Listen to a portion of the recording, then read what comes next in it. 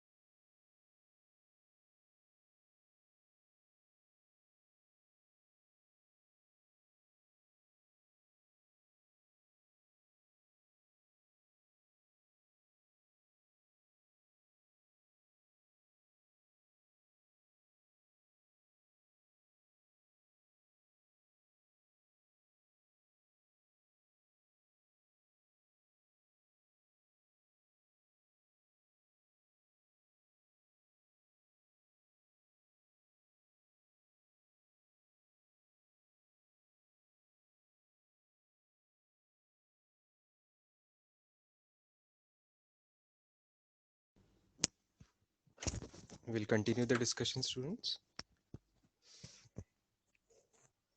In that yesterday's question, जिस question पे हम afternoon में रुके हुए थे, I think it was the third question in the medical वाला booklet.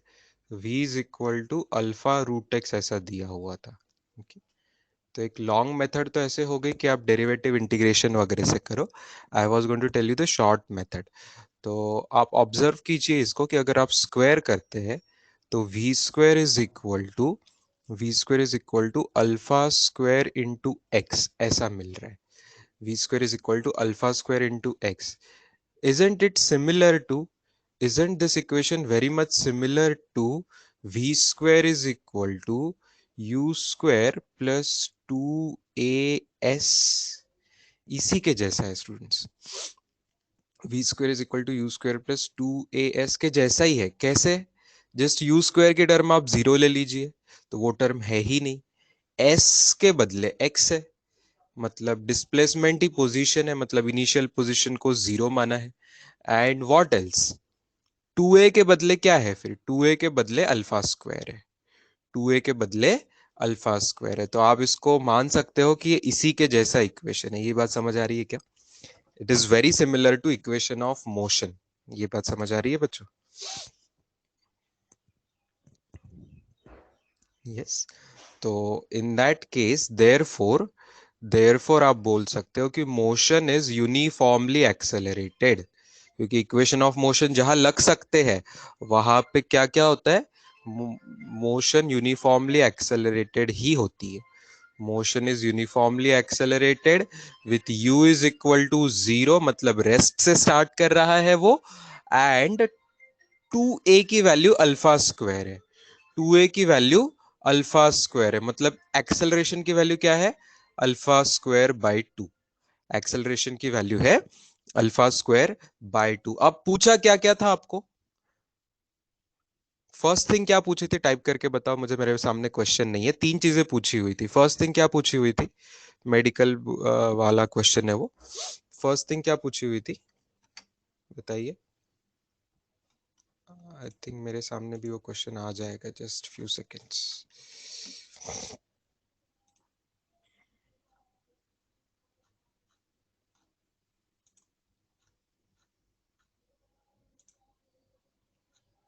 Yeah. Time dependence on velocity and acceleration. Time dependence of the velocity and acceleration of the particle. तो भाई एक्सेलरेशन तो हमने निकाल दी दिया। एक्सेलरेशन हमने निकाल लिया, बोर्ड पे ही है। एक्सेलरेशन की वैल्यू जो है अल्फा स्क्वायर बाय टू। ये क्या टाइम पे डिपेंड कर रही है क्या? नहीं। So this is constant. Okay, तो a is equal to acceleration is alpha square by two. Okay, which is actually a constant value, तो acceleration constant है। what about velocity?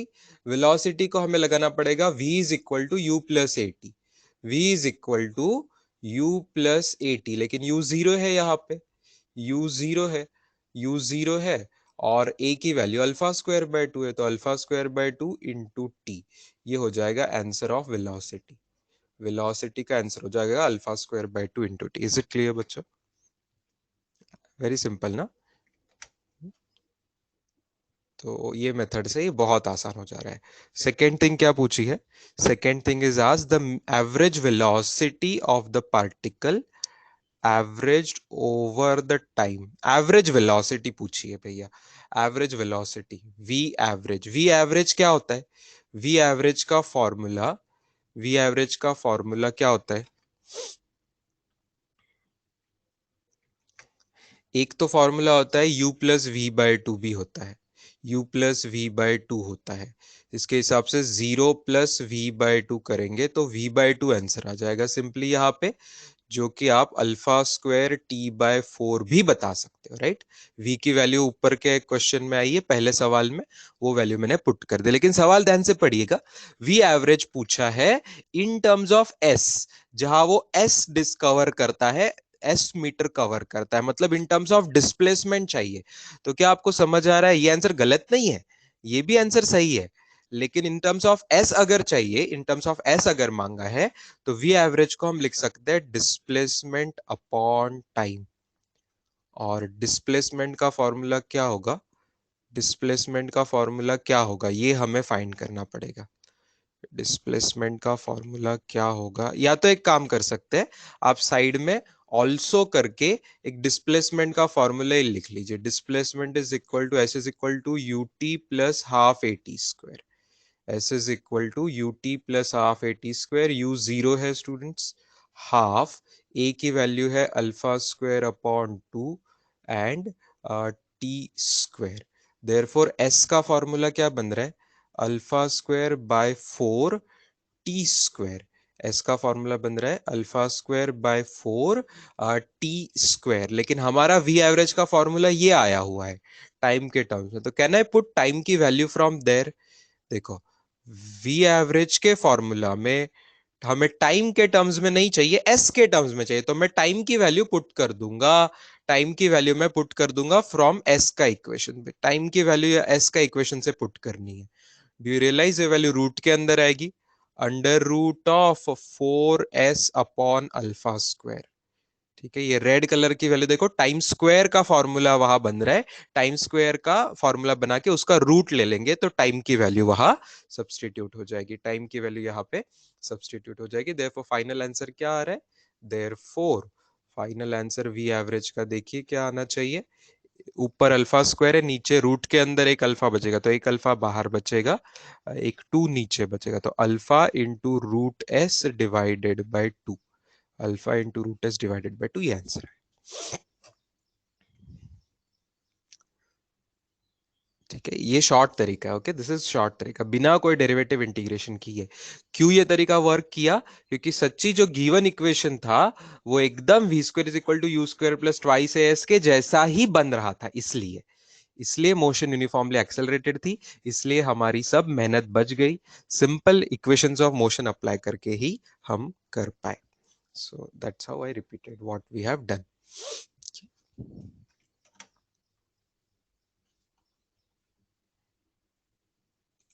ये ऐसे क्वेश्चन है तो बहुत फायदे में रहते हैं आप एग्जाम में है तो।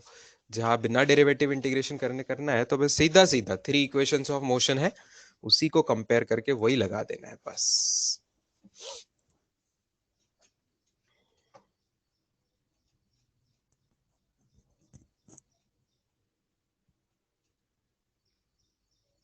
ये तो फॉर्मूला है ना बेटा, वैल्यूज नहीं फाइंड। जब वैल्यूज फाइंड करते हैं तो यूनिट लिखते हैं, फॉर्मूला में कभी हम यूनिट नहीं लिखते ना। दीज आर ऑल फॉर्मूले ओनली। क्वेश्चन भी फॉर्मूला दिया था और पूछे भी फॉर्मूले ही है, so no need to write the units.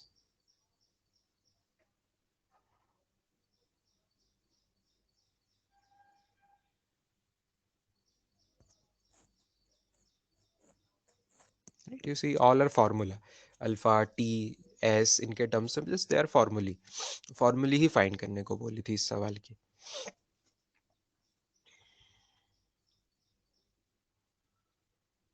V average repeat करना है बेटा। वी एवरेज देखो, हमने यूनिफॉर्मली एक्सेलरेटेड मोशन में वी एवरेज देखा था u प्लस वी बाई 2। ये आपको याद होगा, मैं व्हाइट कलर में चाहे तो आपको बॉक्स कर देता हूँ। वी एवरेज का formula u plus we by 2 रहता है। ये हमने सेकेंड इक्वेशन का 2 भी लिखते समय याद किया था, remember it. V average in uniform accelerated motion, uniform accelerated motion के लिए वी एवरेज होता है u प्लस वी बाई 2, है कि नहीं। बस अब यहाँ u 0 था तो v बाई 2 आंसर आ गया।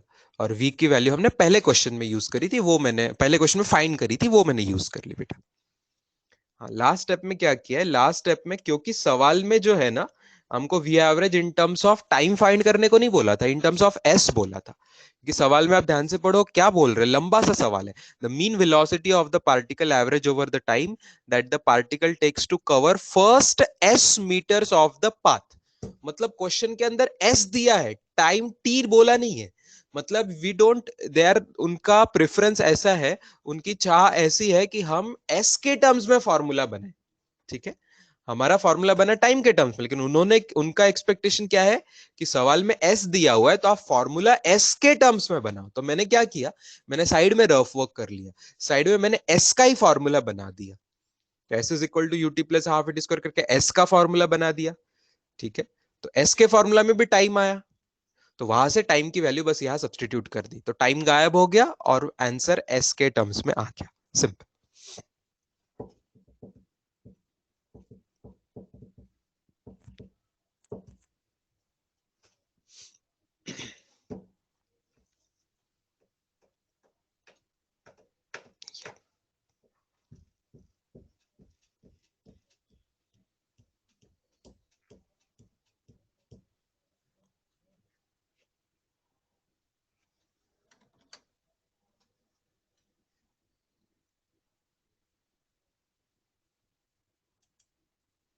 Can you take question of finding distance? हाँ हाँ, लेने वाले बेटा, सभी क्वेश्चन लेंगे, डिस्टेंस के भी क्वेश्चन लेंगे, है ना अपने होमवर्क में, लेंगे, जरूर लेंगे।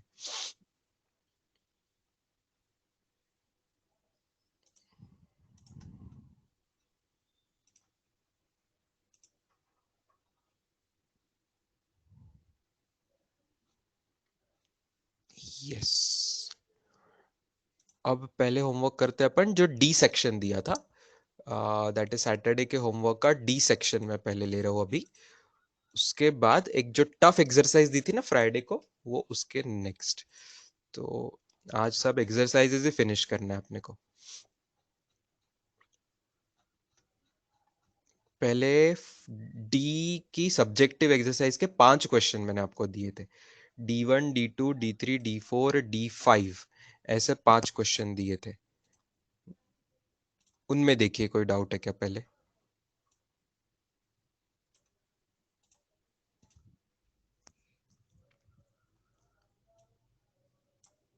D1 से D5, दिस इज इंजीनियरिंग की बुकलेट की फर्स्ट एक्सरसाइज का सेक्शन डी था ये। तो I believe first question is very easy.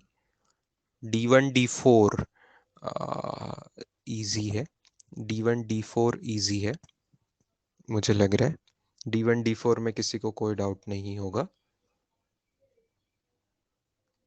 D1 and D4 बस यूनिट कन्वर्शन करना है D1 में, किलोमीटर पर आवर से मीटर पर सेकेंड में। सबको याद है ना conversion? 18 kilometre per hour is 5 metre per second. मैंने इतना आपको याद रखने बोला था जब हमने यूनिट्स डायमेंशन चैप्टर किया था, कि 18 किलोमीटर पर आवर होता है 5 मीटर पर सेकेंड। बस इतना याद करेंगे तो बहुत आसान हो जाता है आपको कन्वर्शन करना।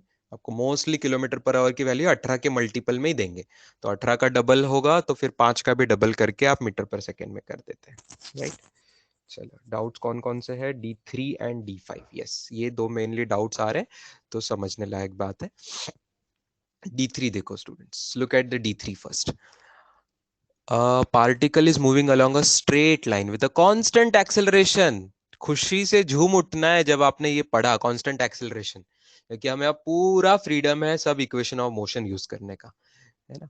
कांस्टेंट, कोई इंटीग्रेशन डेरिवेटिव करने की जरूरत अब नहीं पड़ेगी। अच्छा, u की और v की वैल्यू दी है, टाइम इंटरवल भी दिया है, वाह क्या बात है। Find the distance travelled bye the particle and the acceleration of the particle. Okay, एक बात ध्यान से समझिए स्टूडेंट्स, यहाँ पे u की वैल्यू पॉजिटिव है 5 मीटर पर सेकेंड, और v की भी वैल्यू पॉजिटिव है 15 मीटर पर सेकेंड, और टाइम की वैल्यू तो पॉजिटिव ही रहती है, उसमें कोई टेंशन नहीं है। u और v की वैल्यू पर से क्या आपको यह समझ आ रहा है कि इसकी वैल्यू वेलोसिटी की 5 से बढ़ते बढ़ते 15 हुई? तो वेलोसिटी ऑलवेज पॉजिटिव है, वेलोसिटी ऑलवेज पॉजिटिव है, 5 से बढ़ते बढ़ते 15 हुई ना, तो वेलोसिटी निगेटिव नहीं हुई, वेलोसिटी इज ऑलवेज पॉजिटिव। ये बात क्लियर हुई? अच्छा, अगर वेलोसिटी ऑलवेज पॉजिटिव है, मतलब वेलोसिटी एक ही डायरेक्शन में, जो भी डायरेक्शन को पॉजिटिव डायरेक्शन माना होगा इन्होंने, जिस भी डायरेक्शन को, राइट लेफ्ट अप डाउन हमें पता नहीं, जो भी है, सवाल में ब्रैकेट में उन्होंने केयरफुली बोल रहा है कि direction of motion remains same. तो भैया इन्होंने जो भी डायरेक्शन को पॉजिटिव आई कैप या पॉजिटिव जे कैप, जिसको भी पॉजिटिव डायरेक्शन माना होगा, उसी डायरेक्शन में पार्टिकल जा रहा है, मतलब मोशन रिवर्स नहीं हो रही है। ये बात समझ में आई?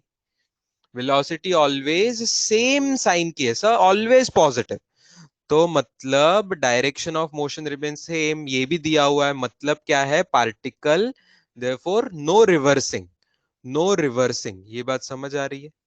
नो रिवर्सिंग अगर है तो डिस्प्लेसमेंट और डिस्टेंस इक्वल होगा, ये भी बात क्लियर है। नो रिवर्सिंग है, कई पार्टिकल आगे पीछे नहीं कर रहा है, सीधा सीधा जा रहा है, डायरेक्शन सेम ही है, therefore distance is equal to displacement.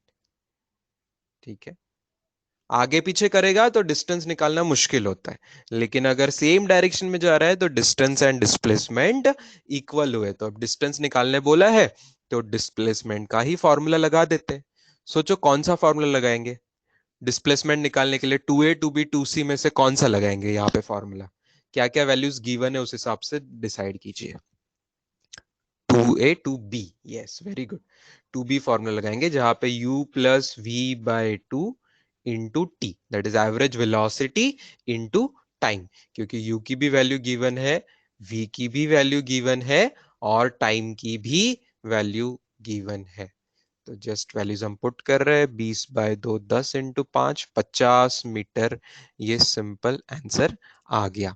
Okay, 50 metre simple answer आ गया पहले क्वेश्चन का, कि find the distance travelled by the particle. ठीक है, find the distance travelled by the particle का आंसर आ गया। अच्छा, एक्सेलरेशन भी पूछा हुआ है, एक्सेलरेशन भी पूछा है। एक्सेलरेशन के लिए कौन सा फॉर्मूला यूज करेंगे आप बताइए?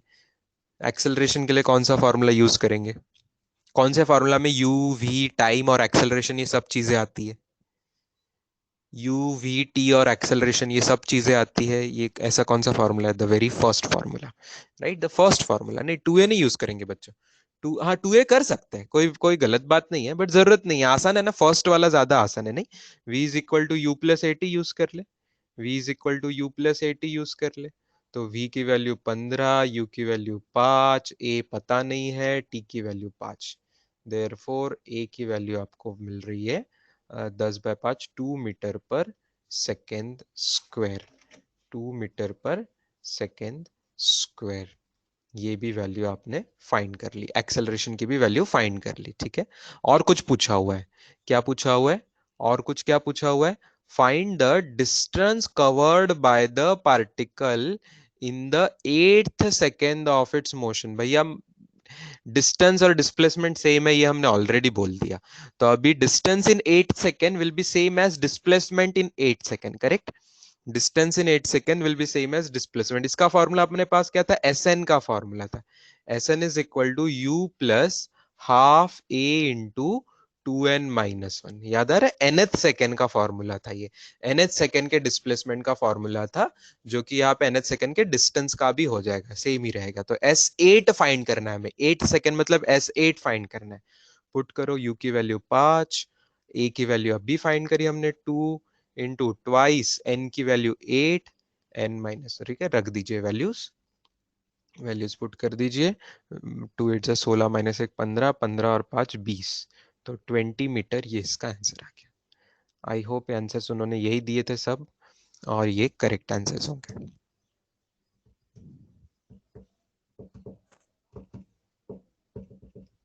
सो can you tell G positive? इसके लिए बेटा आफ्टरनून सेशन में प्रेजेंट रहना पड़ता है। जो लोग लेजी है कि जो 1:30 बजे लेक्चर खत्म हुआ इसलिए 2 बजे के लेक्चर को प्रेजेंट नहीं थे कल, तो उनको नहीं पता चलेगा। कल हमने 1 घंटा यही डिस्कशन किया कि कब जी पॉजिटिव लेते, निगेटिव लेते, साइन कन्वेंशन सब अच्छे से किया है। तो उसके लिए आपको लेक्चर्स में आना पड़ता है। आप अपनी मन मर्जी से एब्सेंट रहेंगे और फिर टीचर रिपीट नहीं करते बैठ सकते ना हर बार।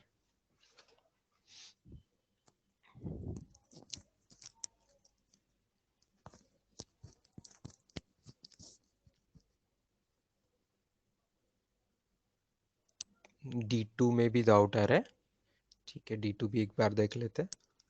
D2 सवाल में क्या बोला है? Train starts from rest, moves with acceleration for half a minute, then brakes are applied, and then the trains come to rest in 1 minute after applying the brakes. The total distance, maximum speed, position of the train at half the maximum speed. I think D2 में पहले 2 सवाल आसान है, आपको आगे होंगे। तीसरा सवाल थोड़ा सा इंटरेस्टिंग है, D2 का तीसरा सवाल ज्यादा इंटरेस्टिंग है। पहले ये फिनिश हो गया आपका, D3 वाला सबको क्लियर हो गया? Can I rub off the part? Everything? D3 is clear to everyone. चलो इस पेज को क्लियर करते हैं।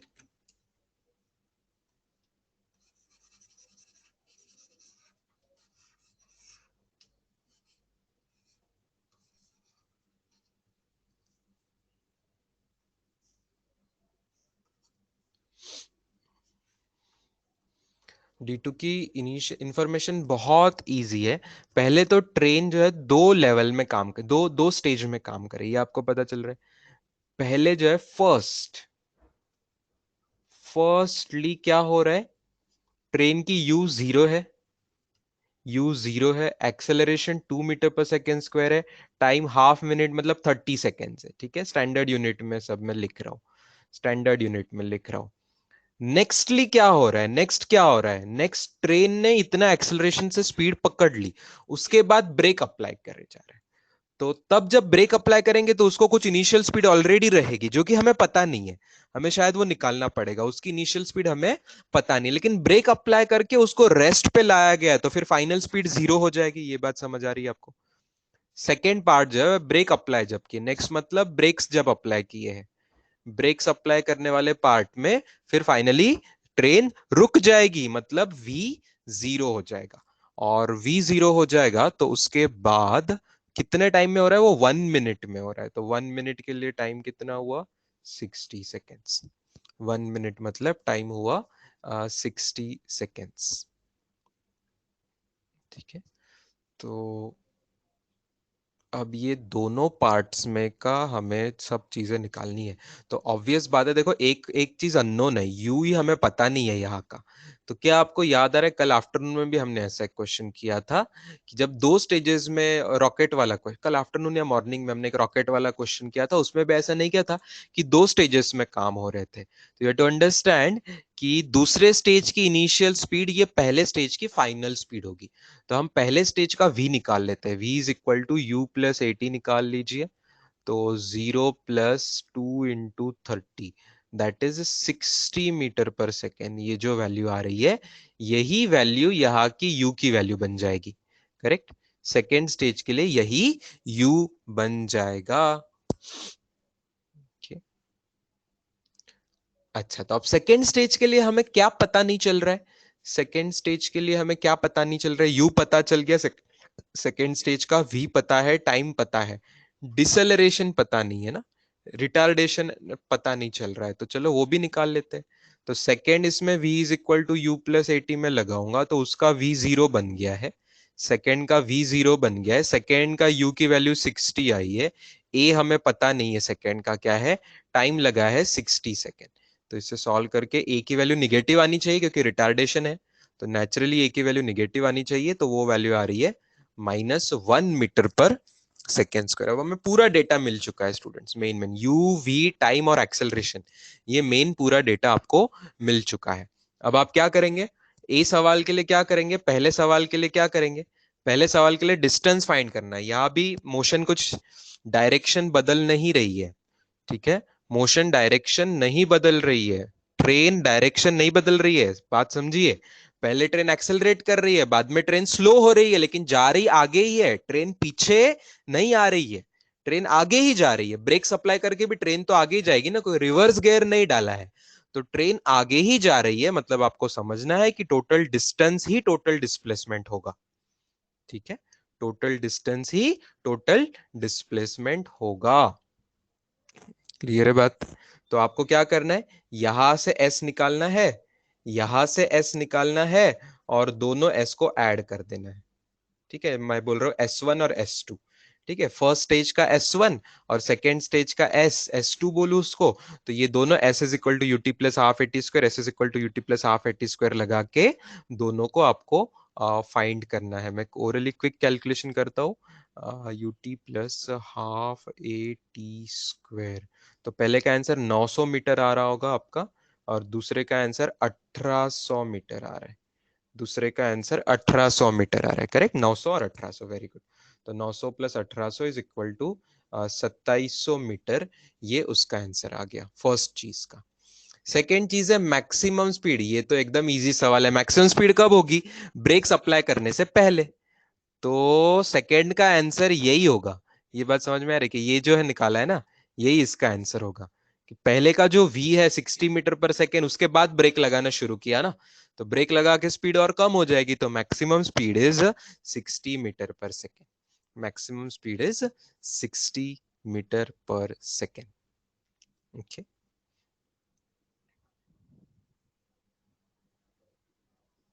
चलो अब थर्ड सवाल आज इंटरेस्टिंग है। थर्ड सवाल में क्या पूछा है कि हाफ द मैक्सिमम स्पीड पे v is equal to half the maximum speed.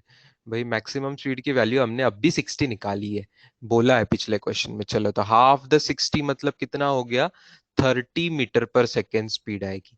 ये 30 मीटर पर सेकेंड स्पीड कहाँ कहाँ आएगी पूछा हुआ है। ये 30 मीटर पर सेकेंड स्पीड कहाँ कहाँ आएगी ये पूछा हुआ है, तो दो जगह आएगी, ये बात तो आपको समझनी चाहिए। मैं एक बार थोड़ा सा ग्राफ टाइप निकाल लेता हूँ इसका। क्या आपको ये बात समझ आ रही है स्टूडेंट्स की ये जो ट्रेन है ये time is equal to zero से शुरू होके, ध्यान से देखिए मैं डायग्राम में कैसे दिखा रहा हूं। टाइम जीरो से शुरू होके पहले 30 सेकेंड तक इसने एक्सेलरेट किया है, ठीक है। और बाद में 30 से 90 क्यों ले रहा हूं? 30 से 90 मतलब टोटल 60 सेकेंड्स बोला है ना, 1 मिनट लगा है उसको, तो टाइम 60 सेकेंड का ही है, तो 30 से 90 करेंगे तब 60 सेकेंड हो जाए। तो for this 60 second time interval it is having brakes applied, ठीक है। ये ब्रेक्स वाला फेज है और ये जो है ये एक्सेलरेशन वाला फेज है। तो डिस्टेंस कितना है? एक्सेलरेशन वाले फेज में 900 मीटर कवर किया और ब्रेक्स वाले में और 1800 मीटर कवर किया। तो टोटल तो 1800 और 900 मिलके 2700 हो गया। तो क्या आपको एक बात समझ आ रही है स्टूडेंट्स की ये बीच में ब्रेक्स अप्लाई करने से पहले वी मैक्स है, ओके। तो कहीं तो रास्ते में बीच में it will be at the half V max speed, है ना। उस रास्ते में एक्सेलरेट करते समय भी कहीं वो हाफ मैक्स स्पीड में आया होगा, और ब्रेक्स अप्लाई करने के बाद भी कहीं पे हो सकता है कि वो हाफ वी मैक्स स्पीड पे आया होगा, कहीं तो भी बीच में। ये बात समझ आ रही है? ये बात समझ आ रही है? कहीं तो भी बीच में ये दोनों इस पे आएगा, तो ये दोनों वैल्यूज हमें फाइंड करनी है, ये दोनों वैल्यूज हमें फाइंड करनी है। तो इसको कैसे फाइंड करेंगे? v is equal to you plus A T लगा दो बच्चों। ये शुरू के पाथ का है तो इसका v हमें चाहिए 30, ठीक है। ये जो है इसका v max, half v max मतलब 30 मीटर पर सेकेंड चाहिए। u इसका था 60, है ना, शुरू का u नहीं सॉरी, u था 0 ना, स्टार्टिंग का 0 था, पहले पाथ का जब ट्रेन शुरू हो रही है तो u 0 था। एक्सेलरेशन था 2 और टाइम, एक minute v is equal to you plus A T लगाएंगे कि ज्यादा आसान कुछ और होगा, V square is equal to you square plus twice S लगा देंगे स्टूडेंट्स, है ना, क्योंकि टाइम से कोई लेना देना नहीं है, हमें तो स्पीड निकालनी है और डिस्टेंस निकालना है, एक्चुअली डिस्टेंस निकालना है। तो ज्यादा आसान तरीका होगा कि हम इसको फाइंड करने के लिए क्या लगाएंगे, V square is equal to you square plus 2as। तो इसका v है 30 लेना है, u लेना है आपको 0 और ट्वाइस a की वैल्यू 2 थी एक्सेलरेट करते समय, और s की वैल्यू पता नहीं है, तो इस पर से आपको s मिल जाएगा। कितना आ रहा है? 900, 225 मीटर, 900/4 मतलब 225 मीटर आ रहा है, ओके। 225 मीटर पे ये हो रहा है। मतलब एक्चुअली जो मैंने दिखाया वो एग्जैक्टली बीचों बीच पे नहीं हो रहा है, let me correct it with the green colour. ये जो है ना एग्जैक्टली बीचों बीच में नहीं हो रहा है ऐसा, it is not happening exactly mid point पे, वो नहीं हो रहा है, it is happening somewhere over here, यहाँ पे, यहाँ पे ये हो रहा है जहाँ पे कि ये डिस्टेंस है 225 मीटर। 225 मीटर डिस्टेंस पे ट्रेन हाफ स्पीड में पहुंच रही है। अच्छा, अब सेकेंड पार्ट में मिस्टेक होना बहुत नेचुरल है, बहुत लोगों का सेकेंड पार्ट में मिस्टेक हो जाएगी इसकी। ये जो हाफ वी मैक्स निकाल रहे हैं इसके लिए जब हम V square is equal to you square plus twice S लगाएंगे, लगा दीजिए स्टूडेंट्स। वी की वैल्यू 30, 30, यहाँ यू की वैल्यू होगी, कहां से स्टार्ट करना है आपको, जब ब्रेक्स अप्लाई करे था, ब्रेक्स अप्लाई करते समय यू बन गया था 60 मैक्सिमम स्पीड, प्लस 2 ए की वैल्यू -1 है, और एस हमें पता नहीं है, एस हमें पता नहीं है, एस हमें पता नहीं है, ये वाला एस हमें पता नहीं है। देयरफॉर वैल्यूज पुट कीजिए, सॉल्व कीजिए, तो एस का आंसर क्या आ रहा है, 900, 3600, 2700, तो 1350 आ रहा है, 1350 मीटर आ रहा है। तो आपको ध्यान से समझना है, मैं ग्रीन कलर से दिखाऊंगा ये 1350 है क्या। ग्रीन कलर से मैं डायग्राम में दिखा रहा हूं कि ये 1350 है क्या। ये जहां पे भी हाफ वी मैक्स बना है उसका डिस्प्लेसमेंट इसके इनिशियल से, सेकेंड फेज के इनिशियल से, ये 1350 मीटर है। ये आपको डायग्राम समझनी है, ये 1350 मीटर है, ये 1350 मीटर है। लेकिन क्या हम इसको आंसर बोलेंगे? नहीं, हमें डिस्टेंस तो एकदम शुरू से कैलकुलेट करना पड़ता है बच्चों, एकदम स्टार्टिंग से कैलकुलेट करेंगे ना, एकदम इनिशियल टाइम से। तो ये डिस्टेंस को मैं अगर क्वेश्चन मार्क बोलूं, तो क्या आप ये क्वेश्चन मार्क की वैल्यू बता सकते हो मुझे क्या है? ये क्वेश्चन मार्क की वैल्यू क्या होगी? तो एक्चुअली इसका आंसर क्या आएगा? क्वेश्चन मार्क में क्या आएगा? 900 ऐड करना पड़ेगा, करेक्ट। शुरू का 900 और 1350 आपको ऐड करना पड़ेगा। 900 प्लस 1350 तो ये बनेगा 2250 मीटर। ओके, स्टार्टिंग से 2250 मीटर डिस्टेंस पे उसकी स्पीड हाफ हो रही है अगेन। ओके, तो ये भी आंसर है और ये भी आंसर। ओके, दो आंसर्स है, सी सवाल के दो आंसर्स है। एक फर्स्ट फेज में एक्सेलरेटिंग फेज का आंसर और एक ब्रेक वाले फेज का आंसर।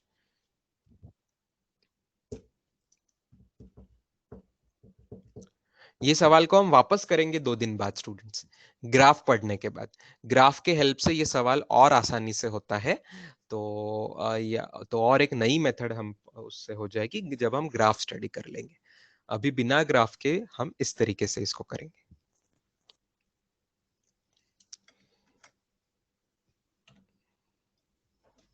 चलो मुझे पोल लेने दीजिए क्विकली, कितने लोगों को समझ आया स्टूडेंट्स? ये सर्टनली सवाल थोड़ा सा आ, थोड़ा सा दिमाग वाला था, थोड़ा सा दिमाग वाला था। कितने लोगों को समझ आ गया बच्चों? बताइए मुझे, लिखने को टाइम दूंगा। समझ आ गया यस नो टाइप कीजिए। चलो प्रीवियस स्लाइड पे जाते हैं, पहले प्रीवियस स्लाइड का लिख लीजिए जिसको लिखना है।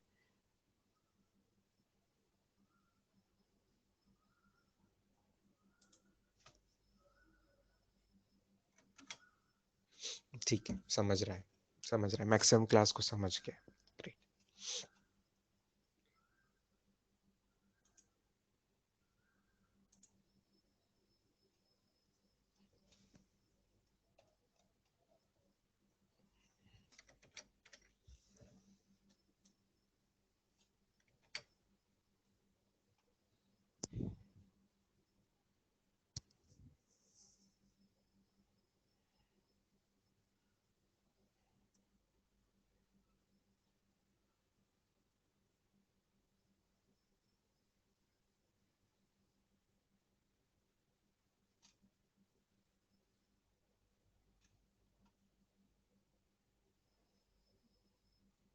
नहीं नहीं, आज कोई डाउट सेशन की हमें जरूरत नहीं है। आज कोई आफ्टरनून में कोई सेशन नहीं रहेगा आज।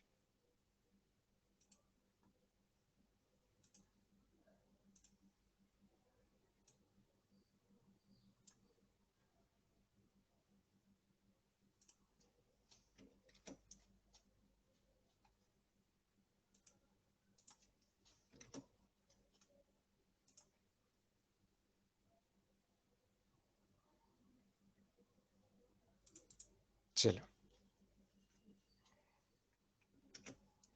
इस पे आ जाइए, बाजू में मैं डी5 करके देता हूँ तब तक। डी5 जैसा ही क्वेश्चन हमने कल आफ्टरनून में किया था, एक ऐसा क्वेश्चन किया हुआ था, इससे भी टफ था वो तो मुझे नहीं लग रहा है डी5 एक्सप्लेन करने में मुझे कोई ज्यादा मुश्किल जाने वाली है, ना आपको समझने में कोई मुश्किल जाने वाली है। लास्ट सेकेंड को वो कुछ तो भी डिस्टेंस ट्रैवल कर रहा है, तो लास्ट सेकेंड को हम nth सेकेंड बोल देंगे, क्योंकि हमारे पास nth सेकेंड का फॉर्मूला है। लास्ट सेकेंड का, nth सेकेंड का फॉर्मूला है, in the last second it travels a distance of 15 metre. तो भाई एस एन का फॉर्मूला लगा दो यहाँ पे। एस एन का फॉर्मूला होता है u plus half a into twice n minus one. Question ध्यान से पढ़ेंगे तो समझ आएगा। ड्रॉप किया है बॉल, मतलब u की वैल्यू 0 है। अच्छा, u की वैल्यू 0 है। एस एन की वैल्यू देके रखी है 15 मीटर्स। ओके, और ए पता है क्या? नहीं, ए पता नहीं है। ए पता नहीं है तो ए क्वेश्चन मार्क रहेगा। ठीक है, ए क्वेश्चन मार्क रहेगा। ए को अननोन है, और ट्वाइस एन माइनस वन में ट्वाइस एन माइनस वन, ए अननोन नहीं है बच्चों, ए तो नोन है ना। ए तो नोन है, ए तो नोन है। अच्छा चलो, कल से, कल की बात आ गई बच्चों, देखो साइन कन्वेंशन की बात आ गई इस सवाल में वापस। अब एक्सेलरेशन 10 पुट करूं कि -10 पुट करूं, तो डिपेंड करता है। कल हमने पढ़ा आफ्टरनून में, क्विकली मुझे बताना पड़ेगा अभी सबको वापस, कि साइन कन्वेंशन हम दोनों मेथड से सेम आंसर आएगा, अपनी मर्जी है। एक तो अपवर्ड डायरेक्शन पॉजिटिव लो या डाउनवर्ड डायरेक्शन पॉजिटिव लो, ठीक है, कोई भी साइन कन्वेंशन ले सकते हैं। अब देखो मैंने यहाँ 15 लिख दिया है, तो 15 जो है ड्रॉप ड्रॉप बॉल होके बॉल नीचे आएगा, तो बॉल नीचे 15 मीटर जाएगा, करेक्ट, नीचे 15 मीटर जाएगा। तो मैंने अगर SN को 15 लिखा है, मतलब मैंने अपवर्ड डायरेक्शन को पॉजिटिव लिया है कि डाउनवर्ड डायरेक्शन को पॉजिटिव लिया है स्टूडेंट्स, बताइए। जब मैं SN को +15 लिख रहा हूं, तो मैंने डाउनवर्ड को पॉजिटिव लिया है कि अपवर्ड को पॉजिटिव लिया है? डाउनवर्ड को पॉजिटिव लिया है, बिल्कुल सही। सो इसका मतलब ये डायरेक्शन पॉजिटिव ले ली है हमने, ठीक है, ये डायरेक्शन पॉजिटिव ले ली है, तो डाउनवर्ड डायरेक्शन को पॉजिटिव मान लिया है। तो अगर डाउनवर्ड डायरेक्शन को पॉजिटिव माना है तो ए की वैल्यू 10 लेंगे, फिर -10 नहीं लेंगे, क्योंकि acceleration due to gravity always downward होता है, तो डाउनवर्ड को पॉजिटिव। अच्छा, ट्वाइस एन -1 हमें पता ही नहीं है क्या है, तो एन पता ही नहीं है हमें क्या है, देयरफॉर सॉल्व करेंगे स्टूडेंट्स। 15 दूनी 30, so 3 is equal to twice N -1, therefore N का आंसर आ रहा है 2। एन का आंसर 2 आ रहा है, मतलब लास्ट सेकेंड, सेकेंड सेकेंड ही लास्ट सेकेंड है, मतलब एन की वैल्यू 2 है। अच्छा, वेरी गुड। अब हाइट की वैल्यू कैसे फाइंड करेंगे? हाइट तो होता है डिस्प्लेसमेंट स्टूडेंट्स, ठीक है ना, डाउनवर्ड डिस्प्लेसमेंट भी पॉजिटिव आएगी, हाइट भी पॉजिटिव लेंगे, क्योंकि डाउनवर्ड डायरेक्शन ही हमने पॉजिटिव लिया है। तो S is equal to UT plus half A T square, यहाँ टाइम है एन, तो U N plus half A N square. u की वैल्यू 0 है, तो हाफ इंटू ए की वैल्यू 10 है प्लस 10, एन की वैल्यू अभी निकाली 2 स्क्वायर। तो सिंपल आंसर आ रहा है हमारा 20 मीटर्स। सब कुछ पॉजिटिव है, क्योंकि सब कुछ नीचे हो रहा है यहाँ पे ना, बॉल नीचे जा रहा है, तो डिस्प्लेसमेंट भी नीचे ही है, स्पीड भी नीचे की तरफ ही है, डिस्टेंस नीचे की तरफ, सब नीचे, एक्सेलरेशन भी नीचे की तरफ, सब कुछ नीचे की तरफ है, इसलिए डाउनवर्ड डायरेक्शन को पॉजिटिव मानना इजी लग रहा है इस क्वेश्चन में, तो डाउनवर्ड को पॉजिटिव मानेंगे। अपवर्ड को पॉजिटिव मान के कुछ गलत नहीं आएगा, अपवर्ड को किसी ने पॉजिटिव माना है तो उसके हर टर्म निगेटिव निगेटिव लेके हर चीज आपको निगेटिव निगेटिव जवाब आएगा, डिस्प्लेसमेंट भी निगेटिव जवाब आएगा, तो कोई टेंशन नहीं है, उससे भी आप कर सकते हैं। साइन कन्वेंशन से कभी आंसर नहीं बदलता, ये हमने बहुत अच्छे से कल बहुत सारे क्वेश्चन लेके आफ्टरनून सेशन में देखा है।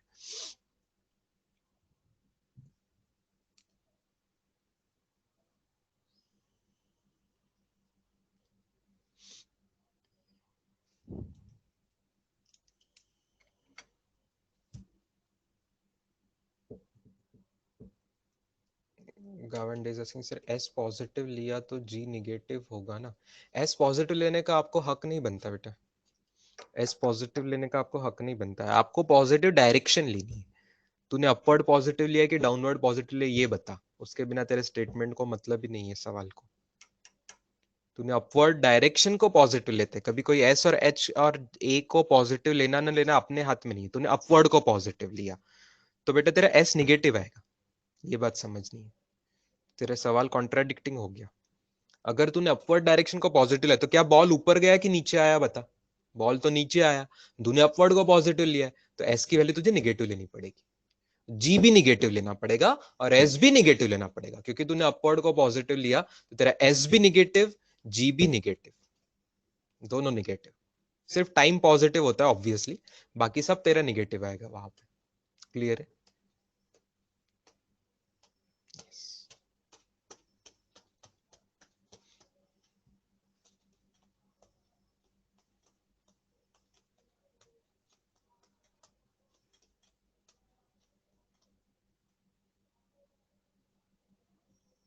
ऐसा कुछ नहीं है कि एक चीज पॉजिटिव है तो दूसरी निगेटिव होनी चाहिए, ऐसा कुछ नहीं है, ऐसा आपके दिमाग में ऐसे कोई भ्रम मत रखिए बच्चों।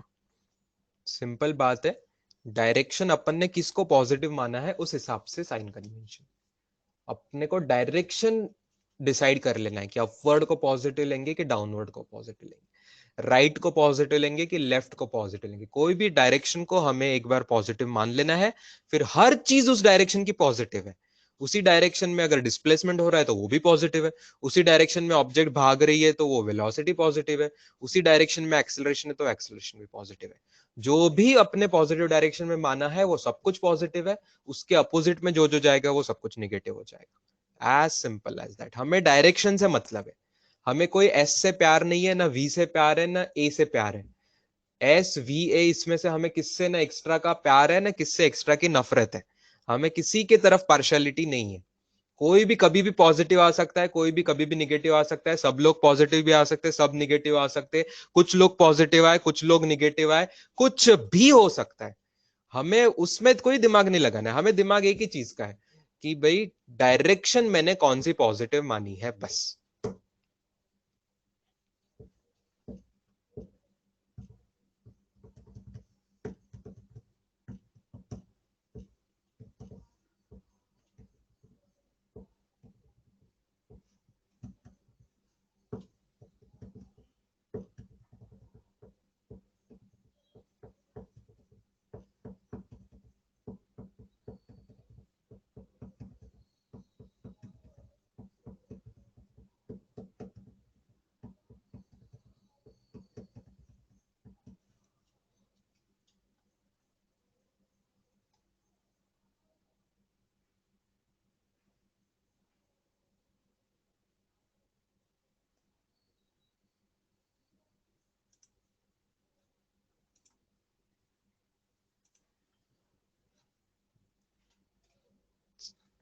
चलो अब अगले डी ऑब्जेक्टिव वाले जो सेशन क्वेश्चन है स्टूडेंट्स, D1 to D6, उसमें किसी को कोई डाउट है क्या, देख लीजिए। D1 to D6 objective section एक था।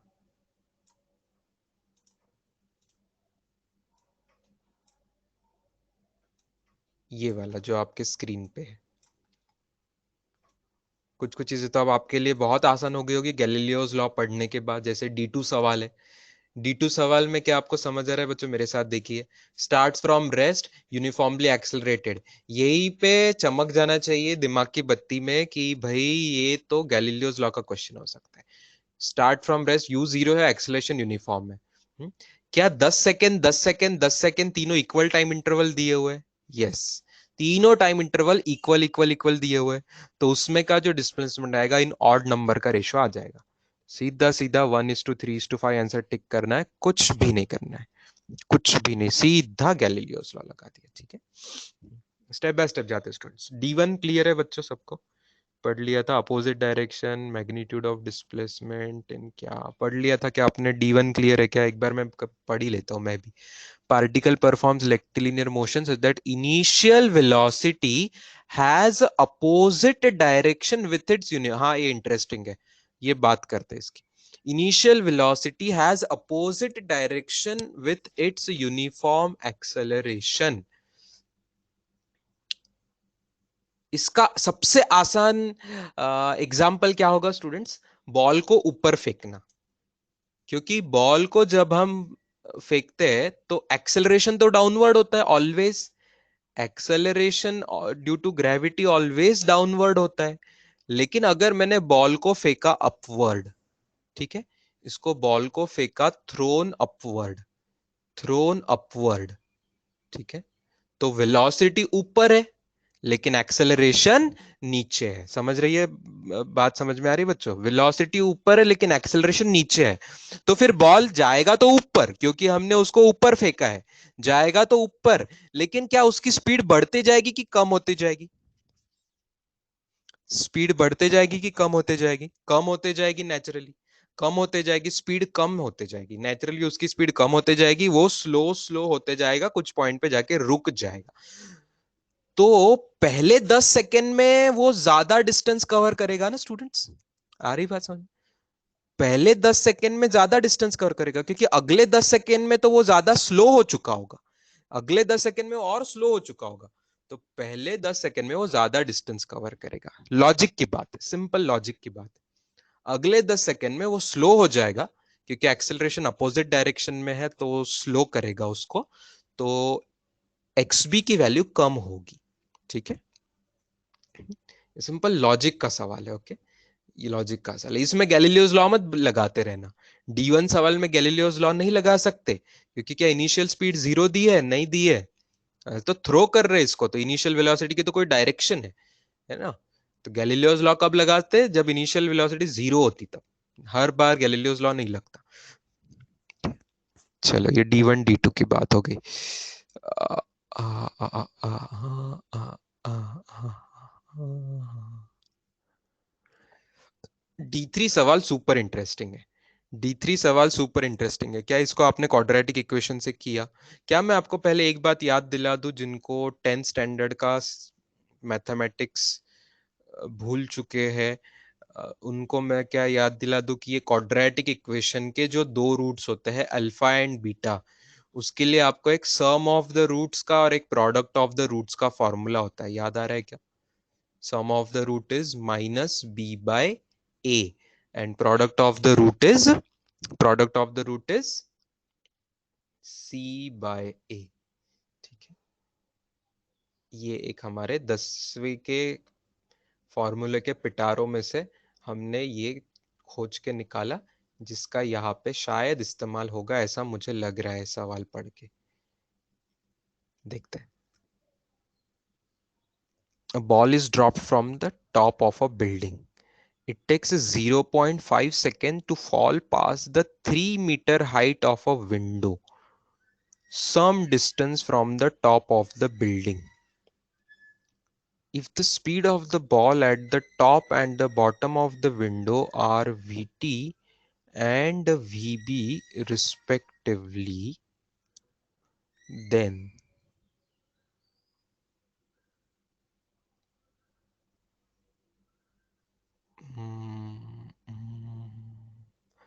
सम एंड प्रोडक्ट ऑप्शंस में, बिकॉज सम प्रोडक्ट ऐसा सब था तो मुझे लगा कि ये यूज होगा। चलो ठीक है, शायद अब मुझे पढ़ के लग रहा है कि शायद इसका इस्तेमाल इस सवाल में नहीं होने वाला है, बट कहीं ना कहीं होगा। ये राइट साइड में मैंने जो स्टार करके रखा है ना बच्चों, इसको याद रखना आप, जो लोग भूल चुके थे। ये कई बार जहां जहां क्वाड्रेटिक इक्वेशन आ सकता है, इसका इस्तेमाल हो सकता है।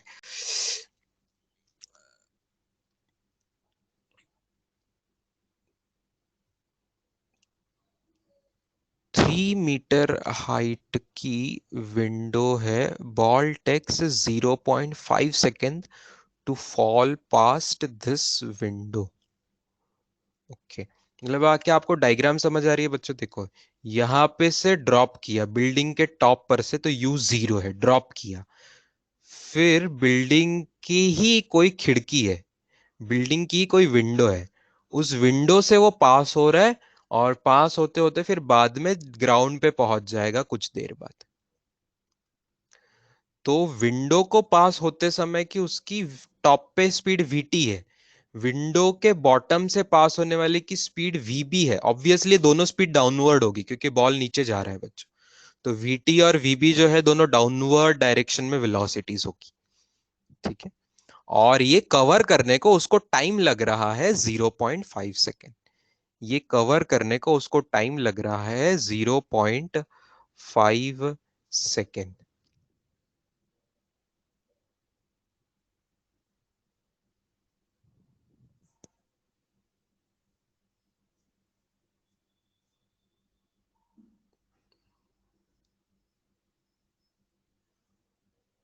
चलो, इतना क्लियर है बच्चों?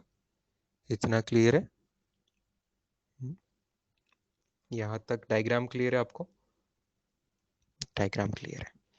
अच्छा, अब प्रणव का सजेशन है कि सर हम एच इज इक्वल टू लगा दे, तो 3 मीटर हाइट दी हुई है। बहुत अच्छी बात है, वेरी गुड, बहुत अच्छा सोचा। देखो, ये जो विंडो पे पास होने का उसका फेज है, ये जो उसका विंडो पे पास होने का फेज है, उसका हमें टाइम पता है और हाइट भी पता है। तो ये प्रणव का सजेशन बहुत इंटरेस्टिंग करेक्ट सजेशन है कि यहाँ पे सर, अच्छा ऑब्वियसली पहले तो डाउनवर्ड डायरेक्शन को हम पॉजिटिव ले लेंगे, ये बात सबको समझ आ रही है ना? आसान है, सब कुछ नीचे जा रहा है, कुछ चीज ऊपर नहीं जा रही है, सब कुछ नीचे जा रहा है। ना, बॉल नीचे जा रहा है तो उसके डिस्प्लेसमेंट भी नीचे है, वेलोसिटीज भी नीचे है, एक्सेलरेशन तो नीचे ही होता है, तो डाउनवर्ड डायरेक्शन को पॉजिटिव मानना आसान रहेगा। अब S is equal to you plus we by two into T लगा देते हैं। कितने टाइम के लिए लगा देते हैं? ओनली विंडो पास होने के टाइम के लिए लगा देते हैं। ओनली विंडो पास होने के लिए टाइम के लिए लगाते हैं। देयरफॉर विंडो का डिस्प्लेसमेंट मतलब विंडो की लेंथ आएगी, विंडो की हाइट आएगी, विंडो 3 मीटर की है, वहां पे इनिशियल स्पीड वीटी हो जाएगी, फाइनल स्पीड वीबी हो जाएगी bye two into time. Time कितना है? टाइम है यहाँ पे 0.5 सेकेंड। 0.5 सेकेंड। 0.5 को हाफ लिख सकते हो आप, उसको दूसरे साइड ट्रांसफर कर दिए तो वीटी प्लस वीबी की वैल्यू आपको मिल रही है 12 metre per second. VT plus वीबी की वैल्यू आपको क्या मिल रही है? 12 मीटर पर सेकेंड। लो भाई, यही पे सवाल खत्म हो गया। एक ऑप्शन अगर सही आ चुका है आपका, तो बाकी ऑप्शन चेक करने की जरूरत वैसे नहीं है। यही पे आंसर आ गया, यही पे आपका आंसर आ गया। ठीक है, अगर आपको बाकी ऑप्शंस पूछते थे, अगर मोर देन वन करेक्ट में ऐसा सवाल आता है, तो हम आधे बीच में छोड़ेंगे थोड़ी। आप ये भी समझेंगे कि इसमें आगे हम क्या कर सकते थे। आइए अगले पेज पे मेरे साथ समझिए students. We square is equal to you square plus twice S भी लगा सकते हैं, तो या v हो जाएगा बॉटम के लिए, ठीक है, विंडो में बॉटम की फाइनल स्पीड हो जाएगी, इनिशियल हो जाएगी vt, ठीक है, a की वैल्यू हो जाएगी 10। 10 की 9.8 लेना है शायद, या ऑप्शंस में 4.9 वगैरह दिख रहा है, जी को 9.8 लेना बोला है सवाल में, तो a की वैल्यू हम यहाँ 10 नहीं लेंगे, उन्होंने बोला है 9.8 लेना है तो 9.8 लेंगे, बट प्लस ही लेंगे स्टूडेंट्स, क्योंकि डाउनवर्ड डायरेक्शन पॉजिटिव मानी है हमने, तो एक्सेलरेशन हमारा पॉजिटिव है इस बार। और s की वैल्यू है, s भी नीचे ही पॉजिटिव है, तो 0.5 मीटर ये देके रखा था। तो आप ध्यान से देखिए students, V B square minus we T square का आंसर आपको मिल रहा है 9.8। करेक्ट, टू और हाफ कैंसिल हो रहा है, तो 9.8 मिल रहा है। क्या आपको a square minus b square का फॉर्मूला पता है? V B minus a minus b, ए तो v B plus we t into v B minus we T is equal to 9.8 आएगा, जिसमें से वीबी प्लस वीटी का आंसर हमने निकाल चुके हैं 12 है करके। देयरफॉर वीबी माइनस वीटी का आंसर आएगा 9.8 divided by 12, that is 4.9 divided by 6, obviously metre per second. Is this clear? Is this clear बच्चा? Yes, v is equal to you plus eighty से भी, हाँ करेक्ट आ रहा था। Yes, v is equal to you plus eighty से भी वो आ रही है चीज, ज्यादा आसानी से आ रही है। अग्रीड, बिल्कुल अग्रीड, परफेक्ट स्टूडेंट्स, बिल्कुल सही है, बिल्कुल सही है। v is equal to you plus eighty से भी ज्यादा आसानी से आ रहा है वो। अग्रीड, सेम आंसर आएगा, थोड़े कम स्टेप्स में आ जाएगा। यस,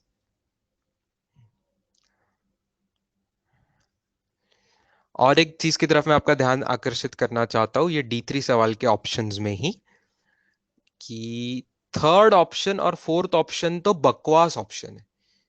क्यों? हाँ, कैसे करेंगे उसका आंसर मैं बताता हूं, लेकिन अभी ये थर्ड और फोर्थ ऑप्शन बकवास है, ये आपको यूनिट से ही समझना है कि थर्ड ऑप्शन का यूनिट मीटर पर सेकेंड नहीं होगा स्टूडेंट्स। थर्ड ऑप्शन का यूनिट तो मीटर स्क्वायर पर सेकेंड स्क्वायर होगा ना, दो वेलोसिटीज मल्टीप्लाइड है। और फोर्थ ऑप्शन का तो यूनिट ही नहीं होगा, क्योंकि वेलोसिटी को वेलोसिटी से डिवाइड करेंगे तो कोई यूनिट नहीं आना चाहिए, it should have no unit, तो उन्होंने यूनिट में ही गड़बड़ करके रखी हुई है। सही बात, ये बात। अच्छा, अगर आपको पूछा है कि vt इंटू वीबी फाइंड करना है, तो कैसे करेंगे बच्चों? तो कैसे करेंगे? अब आपके पास दो इक्वेशन है, देखो मैं वापस लिख रहा हूं, V B plus we T is equal to 12, is equal to 12 metre per second, ये एक इक्वेशन है। और V B minus we T is equal to आपका 4.9 डिवाइडेड बाय 6, इसको अप्रोक्सीमेटली डेसिमल में कर लेना, 0.8 कर दे रहा हूं मैं। ओके, ये भी आपके पास आया है। ये दो क्या साइमल्टेनियस इक्वेशंस है? टू इक्वेशंस, टू वेरिएबल्स, क्या इनको आप ऐड सब्ट्रैक्ट करके इनको सॉल्व करके वीबी और वीटी निकाल सकते हो? निकाल सकते हो। तो इसको सॉल्व करेंगे, आप वीबी निकालेंगे, जो कि मुझे दोनों को ऐड करके 6.4 का आधा, 6.4 आ रहा है, राइट, 12.8 का आधा, और वीटी आपका आ रहा है अप्रोक्सीमेटली 5.6 आ रहा है। तो समझे बच्चों, ऐसे वीबी और वीटी फाइंड करेंगे, फिर वो चाहेंगे तो हम मल्टीप्लीकेशन निकाल लेंगे, चाहेंगे तो डिवीजन निकाल लेंगे, सब कुछ निकाल सकते हैं फिर, मल्टीप्लीकेशन, डिवीजन, क्या और कुछ, क्या भी, रूट निकालना है, स्क्वायर निकालना है, जो चाहेंगे, क्यूब निकालना है, सब कुछ निकाल सकते हैं बाय सॉल्विंग देम। यस, इस तरीके से। ओके, चलो back to the page.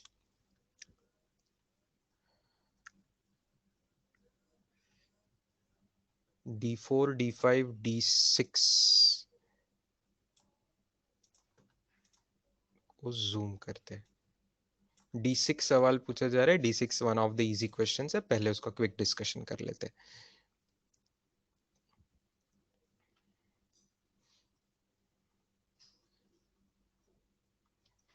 Well मतलब सबको समझ रहा है, एक विहीर है, ग्राउंड लेवल से नीचे जा रही है एक वेल, तो ये ग्राउंड लेवल है और ये पानी की वेल है।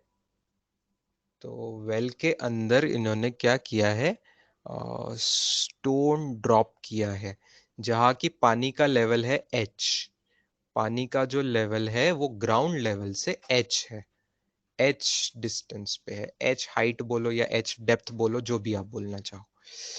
अब इस पे इन्होंने स्टोन ड्रॉप किया हुआ है, स्टोन यहां से ऐसे ड्रॉप किया मतलब U0 है स्टोन के लिए, स्टोन ड्रॉप किया हुआ है, और क्या चाहते हैं, क्या चाहते हैं कि टी टाइम के बाद स्प्लैश की आवाज सुनाई देनी चाहिए।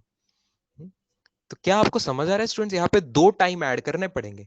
एक तो टाइम आएगा कि स्टोन को पानी से टकराने का टाइम, और दूसरा टाइम वो टकराने की आवाज हमारे कानों तक पहुंचने का टाइम, क्योंकि स्पीड को भी कोई, साउंड को भी कोई स्पीड होती है ना बच्चों, साउंड को भी स्पीड होती है, तो ये दोनों टाइम हमें ऐड करने पड़ेंगे।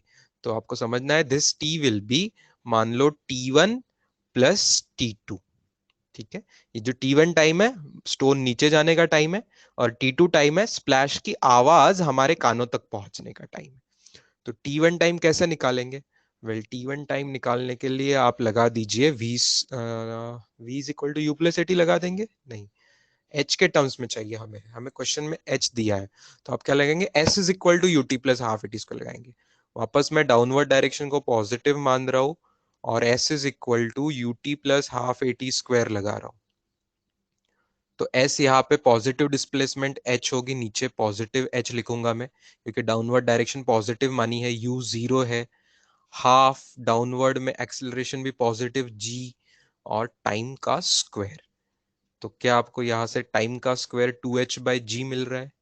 मिल रहा है, देयरफॉर T1 आपका क्या है, √2h/g है। ये बात सिंपल है। और T2 तो बहुत ही आसान है, T2 तो क्या है, T2 will be distance is, time is equal to distance divided by speed. किसकी speed? Distance divided by speed of sound बच्चों, स्पीड ऑफ साउंड, क्योंकि साउंड अपने कानों तक आने का टाइम निकालना है, तो साउंड की स्पीड लेनी पड़ेगी। तो डिस्टेंस तो h होता है, डिस्टेंस तो h है, और साउंड की स्पीड v है, साउंड की स्पीड v है। कोई लोग गलती से 2h वगैरह मत कर देना, या 2h ट्रैवल नहीं करना है बच्चों, साउंड तो कब आएगा, जहां पानी को टकराएगा वहां पे आवाज जनरेट होगी, वहां से अपने कानों तक का डिस्टेंस सिर्फ h है, कोई आगे पीछे टोटल 2h नहीं ट्रैवल करना है, सिर्फ h डिस्टेंस है, तो h upon speed of sound, इस तरीके से आंसर आएगा, राइट। तो सेकेंड वन बहुत अच्छा।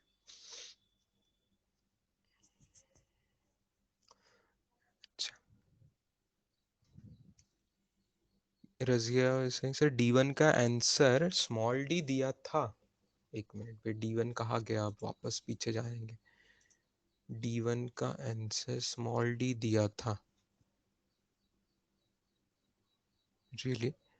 A particle performs rectilinear such that an initial velocity has opposite direction with its uniform acceleration. If xa and xb be the magnitude of display. Oh ho, wow, beautiful question.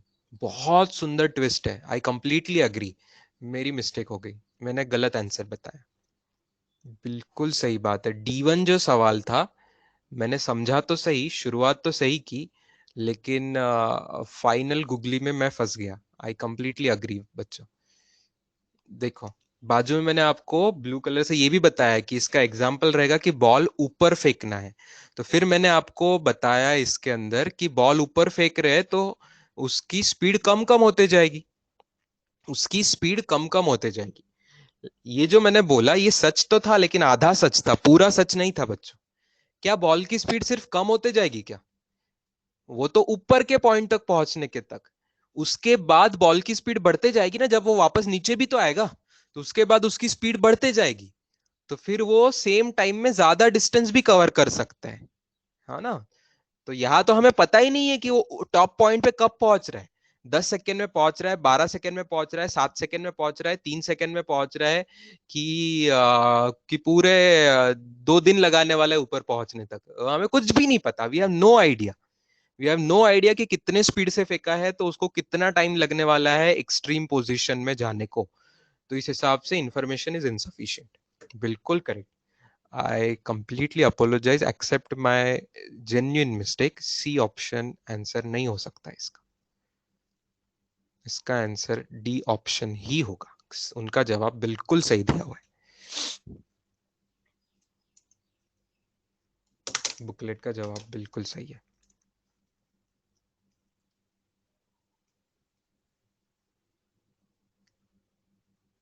अगर मुझे C option लाना है तो सवाल में क्या change कर सकते हैं कोई? क्या आपको आइडिया आ रहा है? अगर मैंने जो सोचा था, आप समझ गए मेरी मिस्टेक क्या थी, तो अगर वो मिस्टेक को हमें मतलब सही कर देना, काइंड ऑफ वही सही आंसर था. तो मैंने क्या अज्यूम कर लिया था, आप समझ रहे हो?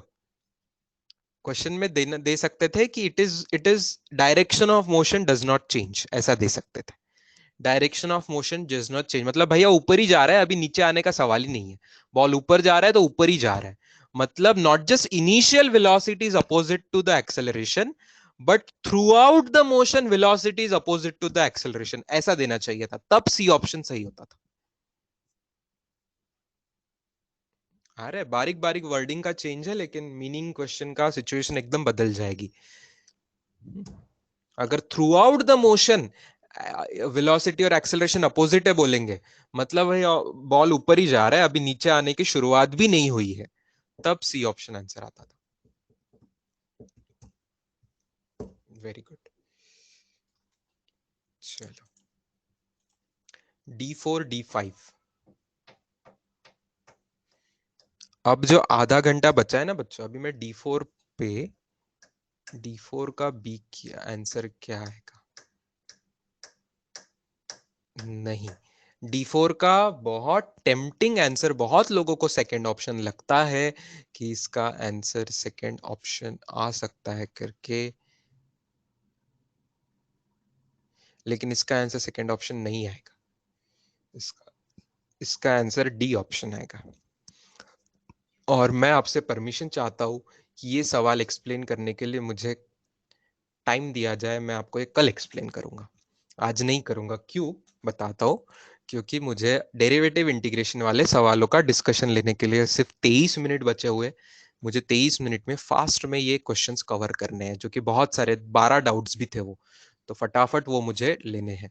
ये D5 में लूंगा क्योंकि ये भी डेरिवेटिव इंटीग्रेशन का क्वेश्चन है. क्या आपको समझ आया D5 question students?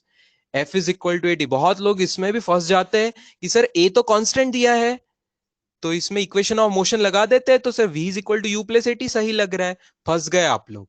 A constant है, लेकिन सवाल को वर्ड टू वर्ड पढ़ना है. क्या यहाँ पे ए एक्सेलरेशन है? नहीं. ए तो एक ऐसा उनकी मनमर्जी का कांस्टेंट है. यहाँ एक्सेलरेशन ए नहीं है, एक्सेलरेशन एफ है. सवाल ध्यान से पढ़िए. Acceleration is given by f. तो बच्चों f is equal to a plus a t है. F is equal to a plus a t है, या एफ एक्सेलरेशन है, तो किसको मैं डीवी बाई डी टी लिखूंगा? एफ को मैं डीवी बाई डी टी लिखूंगा। F is dv by D t. ए तो वैसा ही कांस्टेंट है कोई, ए इज नॉट एक्सेलरेशन। इस सवाल में ए इज नॉट एक्सेलरेशन। आपको विश्वास हो ना हो, मैं बार बार बता रहा हूं, विश्वास करना पड़ेगा। बहुत लोगों को लगता है सर ऐसा कैसा कर दिया सर, ए तो एक्सेलरेशन ही होता है। नहीं बच्चों, आपकी मर्जी से चलेगा कि सवाल बनाने वाले की मर्जी से चलेगा? हमारी मर्जी नहीं चलेगी। हमारी मर्जी चलेगी सवाल को अच्छे से सॉल्व करने में। सवाल बनाने की मर्जी सवाल बनाने वाले की है। तो उसने बोला है ए कांस्टेंट है और एफ एक्सेलरेशन है, तो उसकी मर्जी है। फिर ए एक्सेलरेशन नहीं है। अब आपको इंटीग्रेशन ही करना पड़ेगा, क्योंकि आपका एक्सेलरेशन कांस्टेंट नहीं है। Acceleration is depending on time. आपका एक्सेलरेशन जो है वो टाइम पे डिपेंड कर रहा है, तो आपको इंटीग्रेशन करना पड़ेगा। dv is equal to A T D T. ध्यान से इंटीग्रेशन कीजिए, मैं मेरी आदत के हिसाब से ग्रीन कलर से इंटीग्रेशन कर रहा हूं। इनिशियल स्पीड जो उसकी इनिशियल टाइम 0 लेंगे, फाइनल टाइम t लेंगे। इनिशियल स्पीड u लेंगे, फाइनल स्पीड को v ले लेंगे, और इंटीग्रेशन का आंसर आ जाएगा फिर लिमिट्स पुट करके v माइनस यू। यहाँ पे a के बाजू में t का इंटीग्रेशन टी स्क्वायर बाय 2 हो जाएगा। तो टी स्क्वायर बाय 2 का ब्रैकेट में क्या आएगा? T square by 2 final minus 0 square by 2 initial. एक स्टेप मैंने जंप करी है। आपको आई होप समझ आ रहा होगा, हमने इनफ प्रैक्टिस करी है पिछले हफ्तों तक इंटीग्रेशन की। तो इस हिसाब से आंसर कौन सा ऑप्शन आ रहा है? आंसर आ रहा है second option. Yes, F is dependent on T. So this is not constant. Acceleration is not constant. A is constant, but A is not acceleration. F is acceleration, which is not constant. तो गलती से भी equation of motion लगाना नहीं, derivative integration करके ही answers निकालने हैं।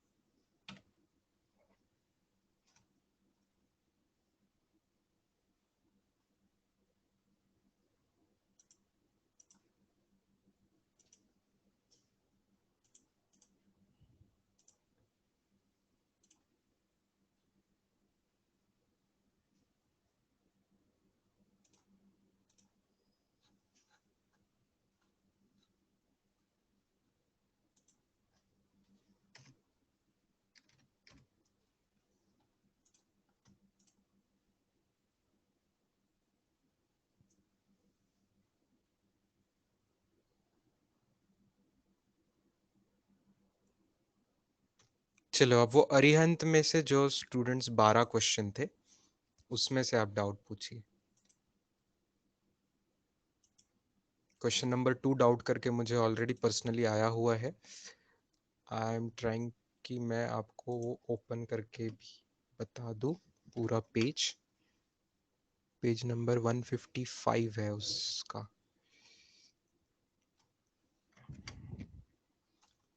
Page number 155।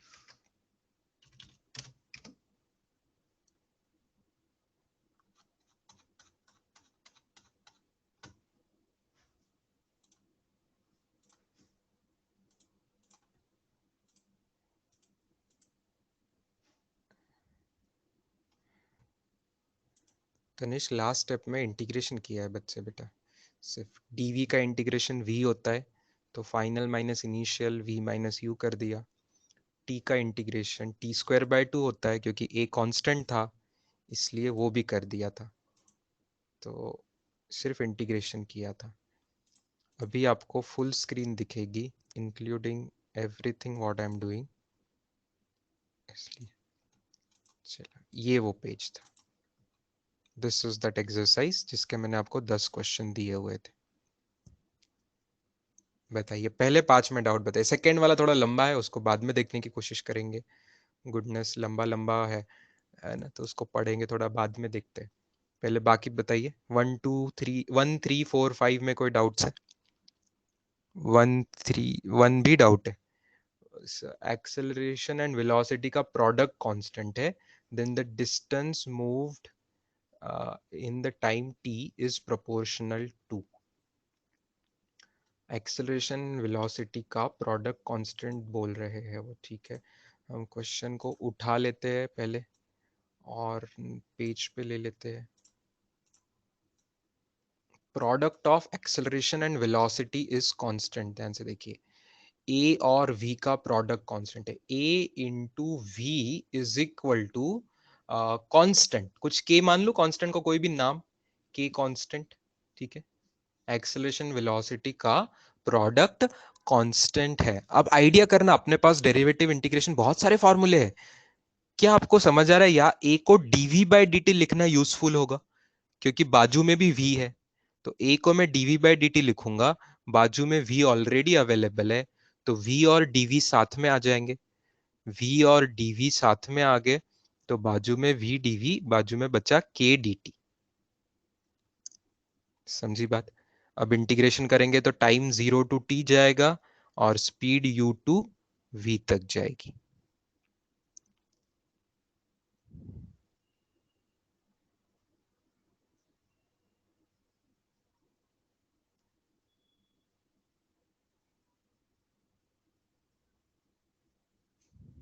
ठीक है,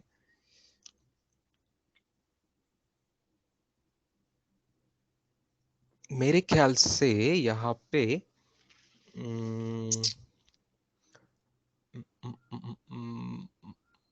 वहां यहाँ पे एक और अजम्पशन है जो सवाल में क्लियर नहीं है, शायद स्टार्ट्स फ्रॉम रेस्ट बोलना चाहिए था, उन्होंने अज्यूम कि u जीरो है, इनिशियल स्पीड भी जीरो है, ऐसा वो बोलना चाहता। I think particle starts from rest ये बोलना चाहिए।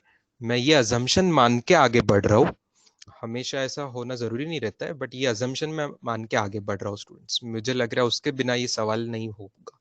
तो वी डीवी का इंटीग्रेशन जो होगा V square by two, ranging from मैं जीरो टू वी लूंगा, और डी टी का integration T ranging from zero to T. तो क्या हुआ, V square by two is equal to K T. तो v का आंसर क्या आ रहा है, v स्क्वायर का आंसर आ रहा है 2 kT, तो v का आंसर आ रहा है √2 kT, मतलब √2 k into T raise to half लिख सकता हूं मैं, √2 √t को टी रेस टू हाफ लिख रहा हूं, ठीक है। अब आगे की स्टेप समझिए, मुझे चाहिए डिस्टेंस के बारे में, तो v आने के बाद मैं क्या करूंगा, v आने के बाद मैं v को लिख सकता हूं ds by D T, therefore ds by D T is equal to √2 K तो कांस्टेंट है, बाजू में बचा टी रेस टू हाफ। अब इसका इंटीग्रेशन करना पड़ेगा, तो आपको डिस्प्लेसमेंट मिलेगा, तो T raise to half into D T. इसका इंटीग्रेशन कहाँ से कहाँ करेंगे, इसका इंटीग्रेशन भी राइट साइड में टाइम है तो 0 टू टी जाएगा, लेफ्ट साइड में डिस्प्लेसमेंट है, डिस्प्लेसमेंट 0 टू एस जाएगा। शुरू में कोई डिस्प्लेसमेंट नहीं होती ना, इनिशियल डिस्प्लेसमेंट ऑलवेज 0 होती, तो ये आंसर आएगा s माइनस 0, और यहाँ पे आएगा √2 k into T raise to half का इंटीग्रेशन क्या होता है, टी रेस टू 3/2 बाई 3/2। इसमें भी टी रेस टू 3/2 में आप पहले वैल्यू ऐसे पुट करेंगे, -0 की वैल्यू 0 रेस टू 3/2 पुट करेंगे, तो जीरो वाली चीज तो जीरो आ जाएगी, तो सीधा सीधा आपका s का फॉर्मूला बन रहा है 2 × √2 k divided by 3 into T raise to 3/2। इतना प्यार से फॉर्मूला बनने के बाद तो ऑप्शन सिलेक्ट करने में कोई तकलीफ नहीं होनी चाहिए। अगेन और एक अजम्पशन है कि यहाँ same direction of motion does not change, ये आप अज्यूम कर रहे होंगे, इसीलिए ये जो डिस्प्लेसमेंट है यही डिस्टेंस मान के वो चल रहे होंगे, इसीलिए डिस्टेंस का भी आप proportional to 3 to the power 3/2 ऐसे करेंगे। ये इतना एक्सपर्टीज आपको होना चाहिए इंटीग्रेशन डेरिवेटिव का, तभी ये सवाल आप 2 मिनट में कर सकते हैं, नहीं 3 मिनट में, 2-3 मिनट में, नहीं तो ये सवाल आप 2-3 मिनट में नहीं कर सकते, ठीक है। मुझे आप परमिशन दीजिए कि मैं आपको ये लिखने को अलाउ नहीं करूं अभी, स्क्रीनशॉट ले लीजिए कुछ सेकंड में किसी को लेना है तो, नहीं तो बाद में आके इसको वापस देख लीजिएगा। Let us not spend time in making me right you this things, let me just explain it. चाहिए तो मैं इसकी इमेज मैं ही डाल दूंगा, आप चिंता मत कीजिए, लेक्चर के बाद मैं ही डाल देता हूँ ग्रुप पे इसको, डोंट वरी, ये ग्रुप पे आ जाएगा। आगे के डाउट पूछिए आप। समझ लीजिए बस अभी। 3 4 5 में कोई डाउट है तो पूछिए। 3 4 5 में एनी डाउट्स?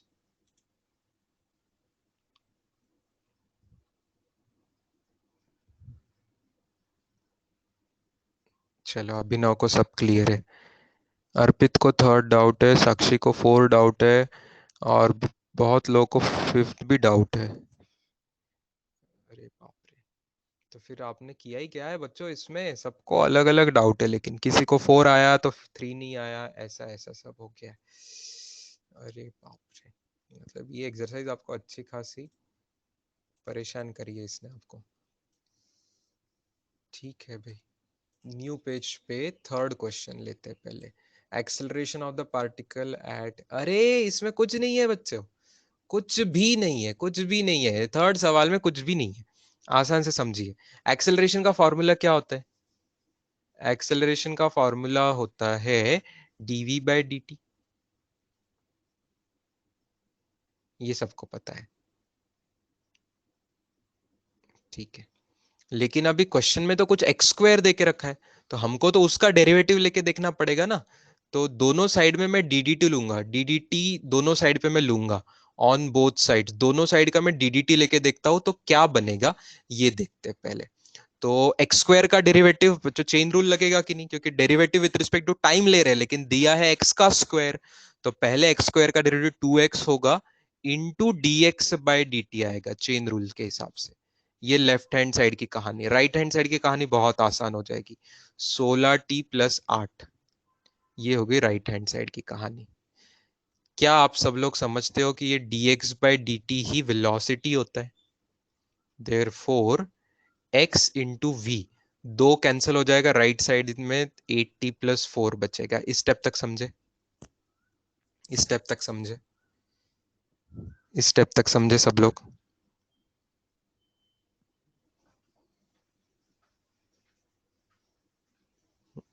ठीक है, इसको मैं अंडरलाइन कर दूं। अब एक बार और डीडीटी ले लूं क्या दोनों साइड पे? एक बार और डीडीटी ले लूं क्या दोनों साइड पे? देखते क्या मिलता है। अब लेफ्ट हैंड साइड में कौन सा रूल लगेगा? अब लेफ्ट हैंड साइड में दो चीजों का मल्टीप्लीकेशन है स्टूडेंट्स, तो यूवी रूल जैसा लगेगा, मल्टीप्लीकेशन रूल। तो यूवी रूल में क्या होता है, u इंटू वी का derivative that is dv by D t, plus v into x का derivative that is dx by D T, is equal to right side में 8 आएगा डेरिवेटिव सिर्फ। अब आप लिख लीजिए x को, तो x लिखेंगे dv by D T is acceleration जो हमें चाहिए, और dx by D T is v, तो x into A plus v into we is equal to 8।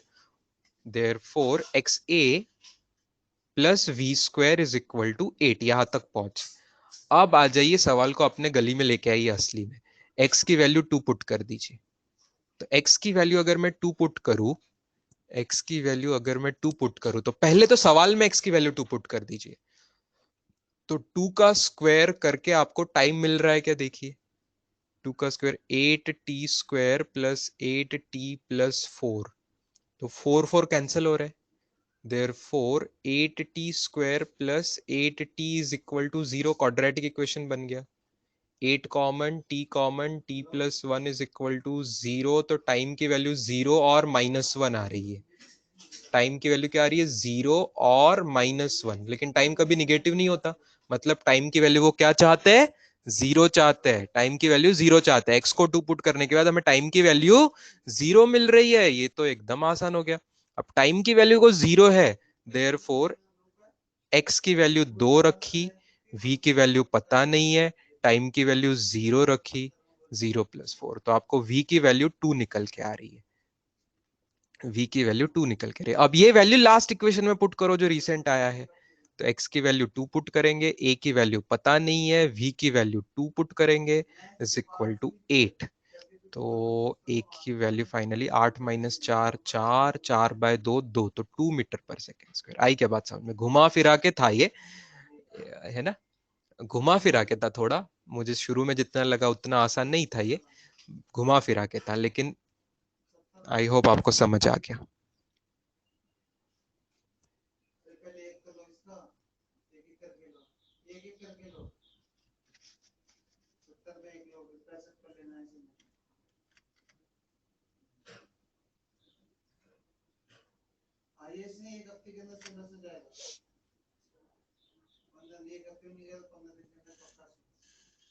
आप लिखिए मत, ये इमेज आ जाएगी। आपको क्या स्टेप समझ गई है ये बस देखिए, हर स्टेप समझ गई है। पहले मैंने व्हाइट और ब्लू कलर में बस डेरिवेटिव लिया बार बार, ताकि मुझे एक्सेलरेशन की टर्म वाला कोई फॉर्मूला मिले। उसके लिए मेहनत करनी पड़ी, एक्सेलरेशन की टर्म वाला कोई फॉर्मूला मिला।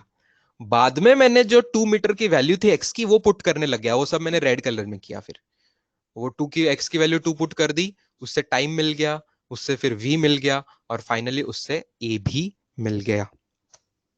ठीक है, हमें एक्सेलरेशन फाइंड करना था। पहली मेहनत फॉर्मूला बनाने के लिए, फॉर्मूला ही बनेगा नहीं तो हम वैल्यू क्या पुट करेंगे। तो पहली मेहनत करी फॉर्मूला बनाने की, और बाद में मेहनत करी वैल्यूज पुट करके सब आंसर निकालने की।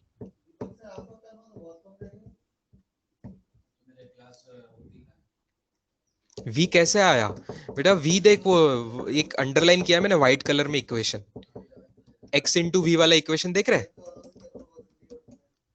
उसमें एक्स की वैल्यू पता चल गई है हमें, सवाल में 2 दी है, और टाइम भी हमने निकाल चुके, वो बस पुट कर दिया, उससे भी आया।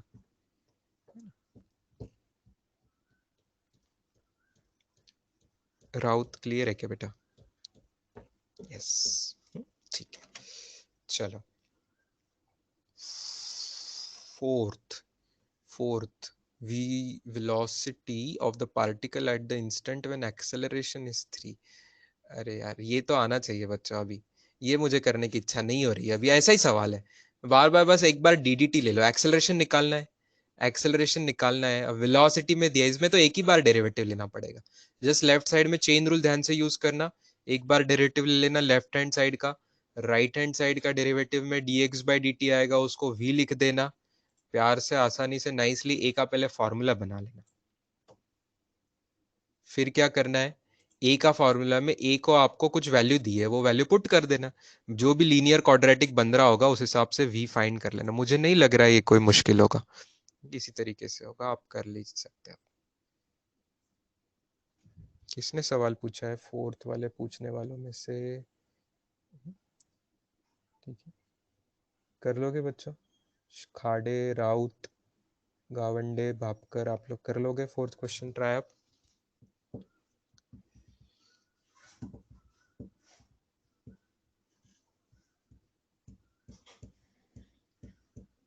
चलो, फिफ्थ की मैं आपको हिंट देके छोड़ देता हूँ, फिफ्थ की मैं आपको हिंट देके छोड़ देता हूँ। फिफ्थ सवाल में हमें फाइंड क्या करना है, वेलोसिटी दी हुई है, एस दिया हुआ है, एस दिया हुआ है, वेलोसिटी दिया है at S 10 metre, then velocity at S 25 metre. ये अच्छा सवाल है, हिंट आई थिंक मैं आपको पूरा ही करके देते दो। देखो, ए इज इक्वल टू, आपको ये फॉर्मूला याद आ रहा है, V DV by D S. ये भी मैंने फॉर्मूला डेरिवेटिव इंटीग्रेशन के टाइम पे हमने पढ़ाया था, application of derivative in physics के टाइम पे ये फॉर्मूला हमने देखा था। देयरफॉर ए की वैल्यू में v DV by D s रखूंगा, is equal to 2 + 100 by s square.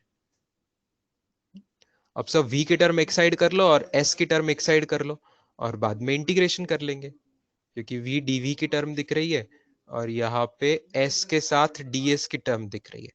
तो most important step is integration की लिमिट पुट करना। बहुत ध्यान से देखना स्टूडेंट्स, सवाल में दिया है कि वेलोसिटी ऑफ पार्टिकल 5 है जब s 10 है, और जब s 25 हो जाएगा तब की v क्या है ये पूछा है। तो क्या मैं ऐसा करूं, लिमिट में ही s की लोअर लिमिट 10 डाल दूं? हमेशा हम 0 डालते हैं, लेकिन अभी इनिशियल 10 और फाइनल 25, ऐसी मैं s की वैल्यू पुट कर दूं, इनिशियल 10 और फाइनल 25 पुट कर दूं, तो इनिशियल वेलोसिटी मेरी 5 हो जाएगी और फाइनल मुझे निकालनी है। ये बात समझी क्या? ये सुपर आपको हिंट है, ग्रीन कलर की जो है सुपर आपको हिंट है, अब आप कर लोगे। ठीक है, ये मैं आपको हिंट ग्रुप पे डाल दूंगा एज इट इज, इसके आगे बस आपको इंटीग्रेट करके लिमिट्स फाइनल इनिशियल बराबर पुट करना है। आई बात समझ में? यस, ये स्मार्ट तरीका है इस सवाल में, कोई जीरो इनिशियल लेने की जरूरत नहीं है। ठीक है, जो दिया है 10 मीटर पे 5 की स्पीड है उसी को इनिशियल मान लो, और जो निकालना है उसको फाइनल मान लो, तो इनिशियल टू फाइनल इसमें सॉल्व कर लेंगे। ठीक है, एकदम स्मार्ट क्वेश्चन है स्टूडेंट्स, इस पेज पे बहुत स्मार्ट क्वेश्चन है। ठीक है, सिक्स्थ का जवाब मुझे किसी ने तो भी बहुत नाइसली भेजा है सॉल्व करके। अभिनव था क्या? अभिनव बेटा आपने मुझे इसका जवाब भेजा है क्या ग्रुप पे? somebody मुझे बहुत अच्छा हैंडराइटिंग में, नहीं अभिनव नहीं, इस बार someone else send me, ओंकार, शायद कोई तो भी ओंकार ने मुझे भेजा है। आई थिंक सम ओंकार, ओंकार कदम ने भेजा है। हाँ हाँ हाँ, तो बहुत अच्छा भेजा हुआ है सॉल्यूशन। मैं एज इट इज ग्रुप पे फॉरवर्ड कर देता हूँ, तो आपको सिक्स समझ आ जाएगा। बस 2 बार इंटीग्रेशन ध्यान से करना है, 1 या 2 बार उसमें वो आता था, आ जाता है। सिक्स्थ, सेवेंथ और नाइन्थ, सेवेंथ और नाइन्थ आया क्या? सेवेंथ में क्या करेंगे? ए को क्या पुट करेंगे? डीवी बाई डी टी करेंगे और इंटीग्रेट करेंगे, क्योंकि वी की टर्म है। तो ए को लिखेंगे डीवी बाई डी टी और इंटीग्रेट करेंगे। लेकिन फाइंड तो डिस्टेंस करना है, फाइंड तो डिस्टेंस करना है, फाइंड तो डिस्टेंस करना है। देखते हैं, फाइंड तो डिस्टेंस करना है, तो इसमें भी थोड़ी कोशिश करनी पड़ेगी कुछ हमें। सेवेंथ में कोशिश करनी पड़ेगी कुछ, क्या कोशिश करनी पड़ेगी? देखते हैं, dv बाई डी टी लिख के क्या मिल रहा है? dv by D T is equal to 10/v+1 लिखा, सब v की टर्म एक साइड कर दी, v+1, v+1 के साथ dv आ गया। 10 तो कांस्टेंट है, कहीं पे भी उसको रखो कोई फर्क नहीं पड़ेगा। अच्छा, distance traveled by the particle when it attains the velocity, अच्छा starts from rest है, starts from rest है और बाद में 15। तो क्या आपको समझ आ रहा है? मैं इंटीग्रेशन में टाइम को 0 to t लिखूंगा और वेलोसिटी को 0 to 15 लिखूंगा, ये बात समझना है आपको। वेलोसिटी को 0 to 15 लिखूंगा, ये बात समझना है। क्लियर है? ये बात समझना है।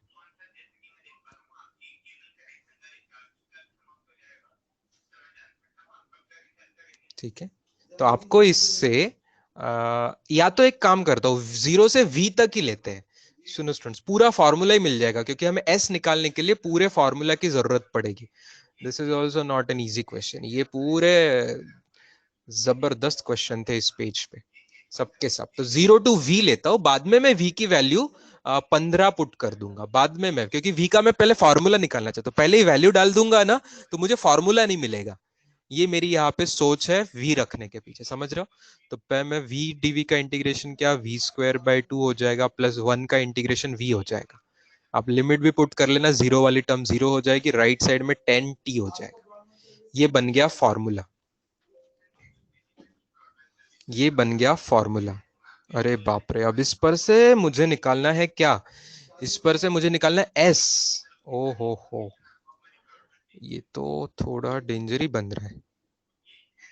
इस पर से एस निकालना है, तो v में तो ये क्वाड्रेटिक बन चुका है, v में तो ये क्वाड्रेटिक बन चुका है।